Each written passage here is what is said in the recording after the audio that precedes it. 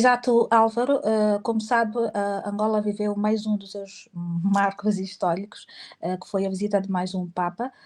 Tivemos nos últimos dias a visita do Papa Leão XIV, que visitou Angola e esteve presente junto com as comunidades. E daí a minha questão para o Dr. William Tuné, para nos fazer aqui um balanço, qual a avaliação que faz em relação à visita do Papa Leão XIV a Angola?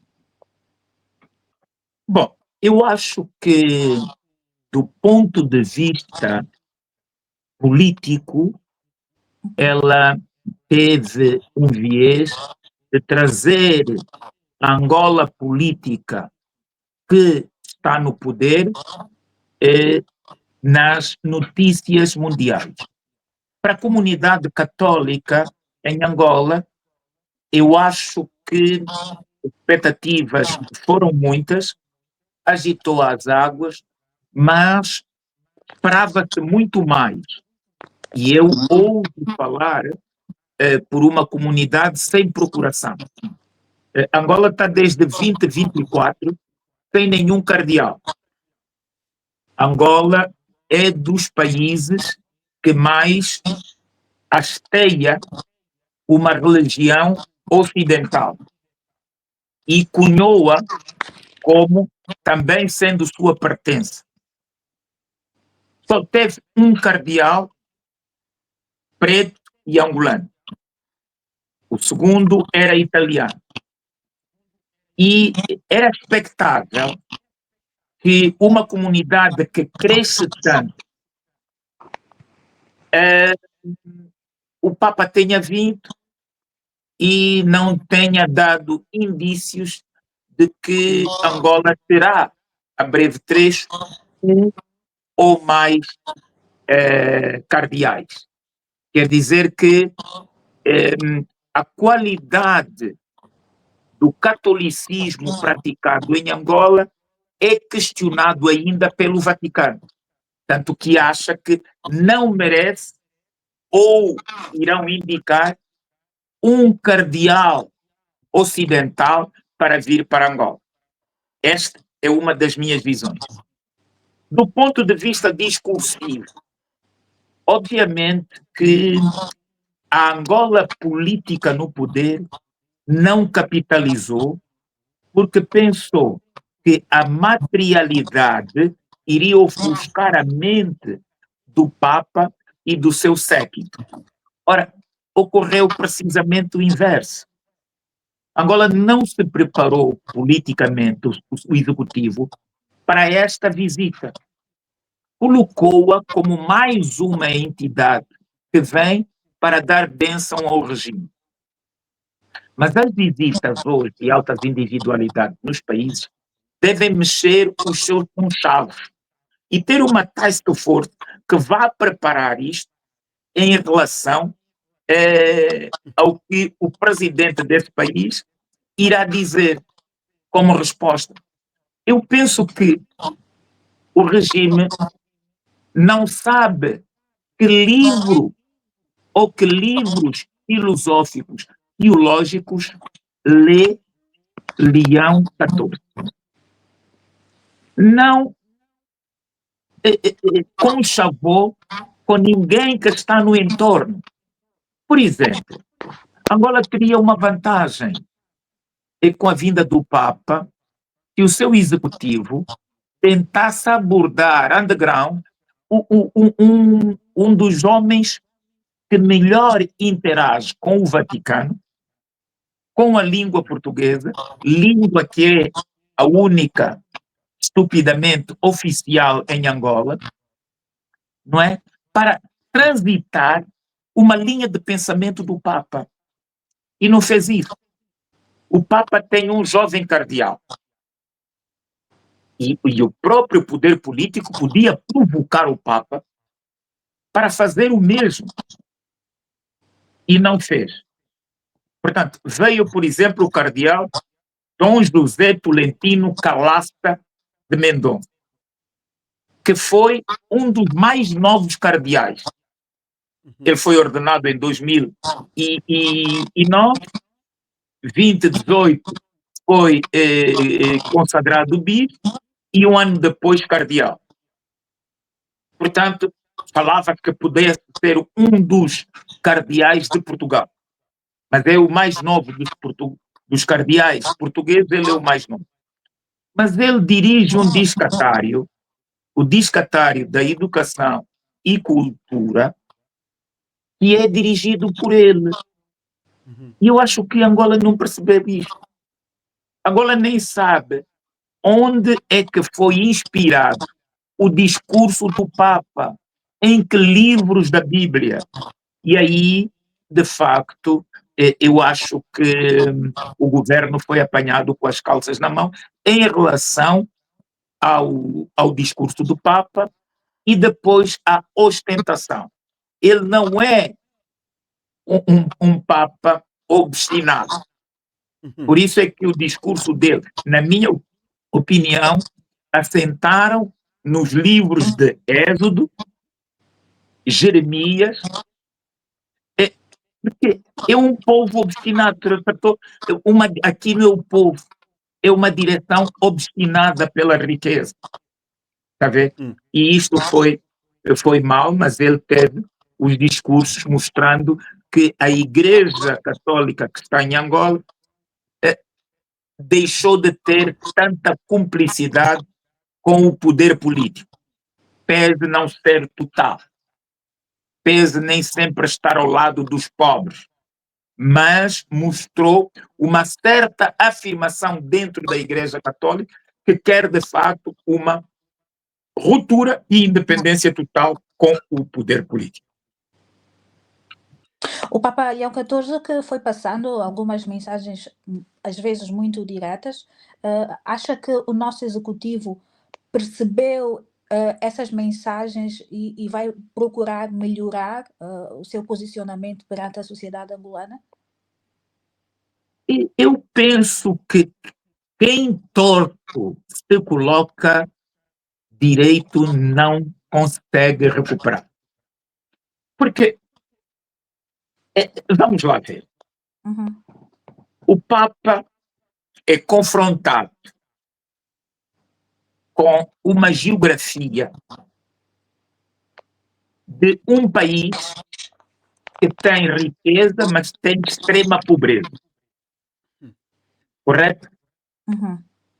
O Papa sabe que o país é um dos maiores países produtores naturais de curtumes, que não aproveita os curtumes, e é um dos mais ricos em madeira. E, buçalmente, vão encomendar uma cadeira para o Papa ficar 3 dias de Portugal. Droga! Então os angolanos não podem construir uma cadeira com a nossa madeira? Portugal não tem a qualidade das nossas madeiras. É pinho. Ou é prensado aquela cadeira. Quer dizer, nem se sentou num elemento que é resultado das matérias-primas angolanas. E o que o Papa fez por causa desta cadeira? Falou da exploração dos nossos recursos. Aquela ostentação que lhe mostraram, o que o Papa disse? A corrupção da carne e da alma. Ora, esta frase filosófica é de uma profundidade que o presidente tinha que responder se ele conhecesse e lesse Atos. Porque o presidente quiseram fazer do Papa Leão XIV com aquela cadeira, não é? Como os judeus, ao rebelarem-se contra Deus, né, traindo Moisés, aliciaram Arão para o bezerro de ouro. Não era o bezerro de ouro que cria o Papa Leão XIV. E era preciso ver isso. Leão XIV estava distante disso. Por outro lado, a mentira deveria ser afastada desta visita e o poder político deveria ajudar a Igreja Católica a reencontrar-se. O governo angolano quer fazer na Mushima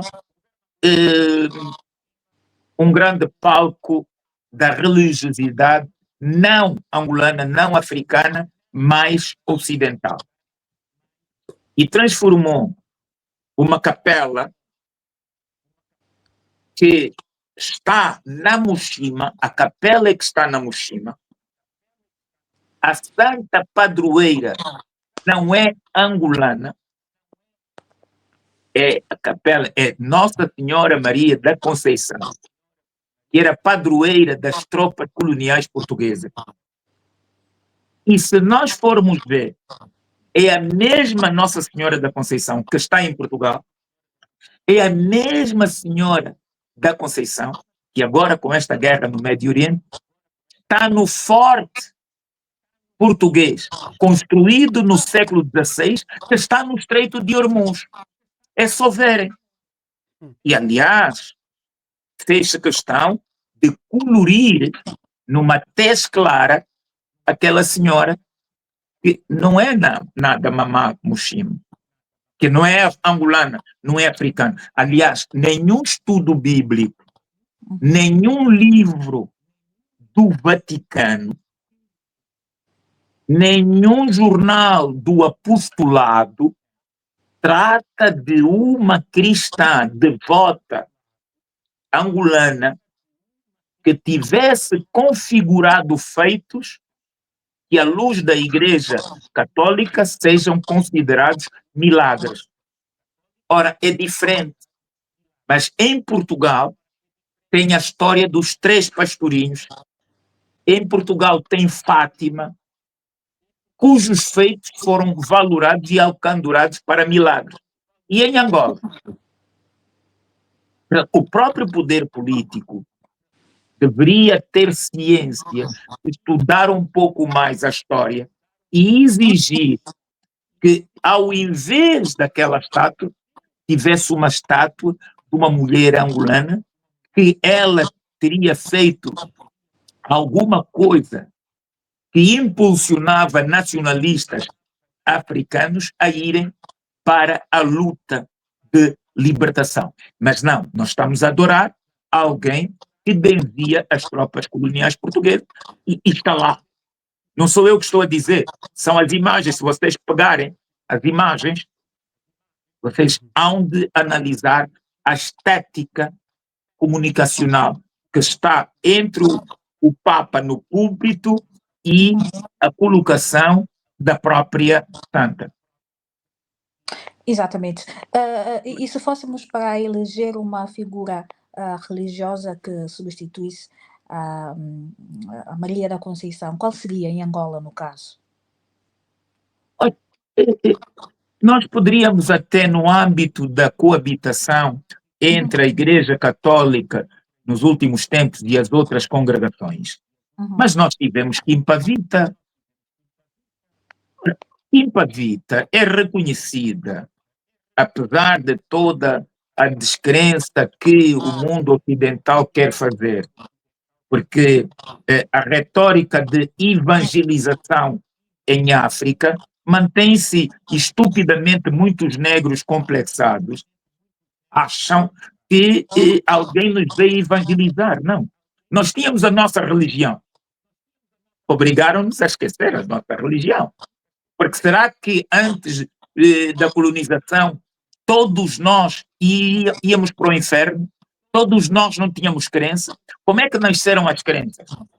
Não é? Nasceram as crenças. O homem passou a acreditar que, para além dele na Terra, havia uma força lá em cima, no espaço cósmico, que não é conseguido, não se consegue materialmente pegá-lo, senão imaginar espiritualmente qual é o seu pensamento, qual é a sua inspiração. Portanto, e é isto que nós temos que ir para a vida. Temos outras religiões, há necessidade de procurar. Nós temos grandes homens, padres católicos aqui. Há cidadãs que têm feito coisas extraordinárias. O grande problema é que, como nós não somos ainda independentes, idolatramos mais tudo que é de fora e não temos aquele condão de, recebendo uma peça do exterior, possamos a adaptar para a nossa realidade. Veja o Japão. O Japão nunca fabricou um motor a combustão e é uma potência automobilística. Não precisa. Então, Angola poderia trocar aquela santa. Quer dizer, mandam-me ir para um lugar, um santuário, que dizem que há uma santa preta, e quando eu entro, encontro uma santa branca. Eu me dizer então, esta santa branca nasceu aqui. Esta santa branca nasceu aqui. Porque senão, todo mundo católico só é pulverizado por pessoas de bem brancas e pessoas de mal pretos. E isto é que não entra na minha geografia mental. Mas, Dr. William, Dr. William, esta santa preta, que não é considerada dentro da igreja, esta responsabilidade de averrar, não é, os factos, é só uma responsabilidade que devemos pedir à política angolana, e onde é que estão os próprios religiosos angolanos, o clero angolano, não pode ela, dentro da igreja, portanto, buscar digamos assim, a clarificar esta inverdade que se está a impor ao leigo, aos religiosos, talvez iletrados da Igreja Católica, que continuam a ir adorar a Mama Mushima, mas encontram lá uma santa branca. Bom, vamos lá ver. O princípio da afirmação engaja todos nós. Os crentes e os não crentes. Os que estão dentro e os que estão fora. Se nós fizermos uma corrente, vamos buscar a libertação. Os políticos podem também empoderar para o caminho da verdade, para o caminho do esclarecimento. O que é que nós queremos obter aqui? Há duas realidades. Afinal, quem é essa Nossa Senhora da Mushima? É quem?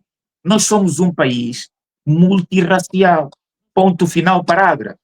Aqui coabitam, e de facto, por exemplo, tem um grande cantor que, nos últimos tempos, que é um exímio falante da música imbundo, o Nick, que é mulato, mas encarnava a sentimentalidade do nosso povo. Está a ver? Portanto, isto é uma luta de todos. Agora, não pode ser deixada permanentemente na mão dos complexados e daqueles que querem mentir à história. Mentir à história de H, contando histórias com E. Portanto, é isto que nós, como Álvaro, contam-te uma história do Museu da Escravatura, não é? Contam-te uma história que nunca existiu. Ali nunca houve museu de escravatura, não saiu nenhuma unha de escravo, uma unha, onde dizem a vocês mais novos que ali era museu de escravatura, nunca saiu, não era possível. Aquilo era uma capela construída na fazenda de um criador de gado suíno. Portanto, era a Capela dos Cunhas, que se tu entras para lá, é mesmo a configuração de uma capela. E mentem que ali é o Museu de Escravatura. Ora, e vem pessoas do exterior, até agora. Eu, africano, de onde partiam os nossos escravos? Não era dali. Se tu vir de Angola e contar da história, aquilo tem 32, 70 pés. 32 não 70 pés, não, tu não tens possibilidade de ancorar. E naquele tempo os barcos eram de madeira e o cabo era de cordas de sisal. Iam pegar aonde? Há períodos que tu atravessas dali a pé até o Mussulo, porque está muito baixo o nível de água. Portanto, é mentira. E esta mentira prosperou só depois da independência. Quer dizer, então, benziam aí os escravos? Onde é que era a conferência? Onde é que eles ficam? Porque a venda de escravos pressupõe, antes da entrada do navio, a inspeção da sua capacidade de resistência. Portanto, agora, se você me diz um dos pontos, estás-me a dizer um dos pontos, onde se beijava o rio e os mares, com a experiência que os portugueses tinham, por causa do Tejo, da navegabilidade do Tejo, e o calado onde é que a navegabilidade do Quanta é grande, é na zona da Mushima, vindo do Dondo, e vai desaguar no mar. Está a ver? Portanto, isto é uma experiência que tinha o exército português. Outro no Palácio Dona Ana Joaquina. Ali eles iam caminhando para o Porto. Portanto, essa é a história. Nunca houve ali não é Museu da Escravatura nenhum, nunca foi. Mas vendem-se essa história. Não é história de H, é história de E. Como também o Morro dos Veados. Vendem essa história. Portanto, se se mente nisso, não se vai mentir o que é o papo. Nunca houve Morro dos Veados. Não é Morro dos Veados que está ali, Álvaro. É Morro dos Desviados. E o que é que se desviava? Os elefantes. Desviados. É Morro dos Desviados. Pergunta a qualquer pessoa. Quer dizer, mas falsei essa história. É Morro dos Desviados. Porque daquele lado, beirando o litoral, era tudo zona agrícola. E vinha de cima os elefantes. Desviavam-se os elefantes, não veados. A não ser que pejorativamente estão a referir-se veados a outra coisa, não o veado animal. Portanto, doutor,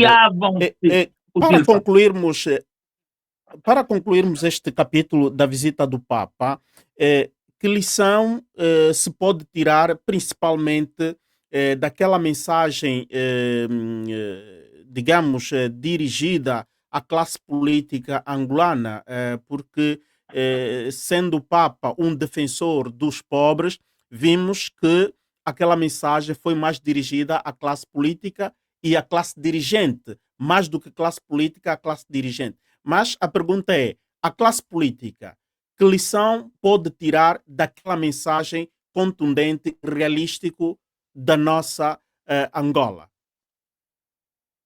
Bom, primeiro, eu gostei dos discursos. Eu gostei dos discursos do Papa, foram incisivos. Fiquei ofendido quando lhe apresentam